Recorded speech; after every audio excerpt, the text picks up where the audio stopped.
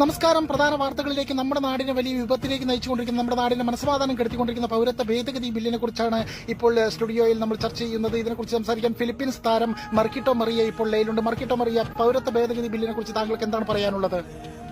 Hai kabayan, kumusta ka mabutiyan sa katnayan pa ana? Pagkita bete ka tibil tiyan ta ko ono. Sa siya sa kintakan Pilipina, tiyan sa ana man takyan to papyan sa antayan ana. Sa tiyan tiyan po ആനയും ചേനയോ? എന്തായാലും ആന വന്ന് ചേന തിന്നാലും ചേന മുകളിൽ ആന കയറിയാലും ഇന്ത്യയിൽ ഇതൊന്നും നടക്കില്ല, ഇതൊന്നും സംഭവിക്കാൻ പോകുന്നില്ല എന്ന് തന്നെയാണ് ഇപ്പോൾ ഫിലിപ്പീൻസിന്റെ താരം പറഞ്ഞത്. കൂടുതൽ ഇതിനെക്കുറിച്ച് പ്രതികരിക്കാൻ വേണ്ടി ബംഗ്ലാദേശിന്റെ മർഷോലോ ഷോക്കോൾഷി ബാലുവാഷി ഇപ്പോൾ സ്റ്റുഡിയോയിലുണ്ട്. ബാലുവാഷി, പറയൂ, എന്താണ് ഇതിനെക്കുറിച്ച് പറയാനുള്ളത്?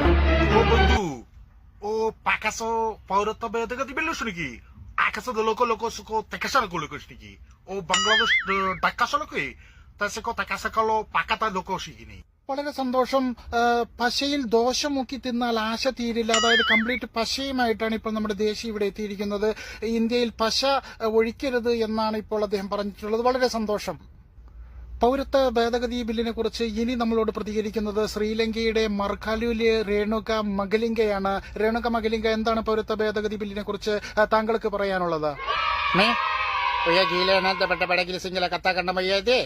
Pauratwa bhedagati billo yan na. Denna elegadagiya. Ele edo yedo yan na. Adi ele ko do yan na kaya. O dennavade ele edo yan na koy. O ele koilavade ele matta badagiya.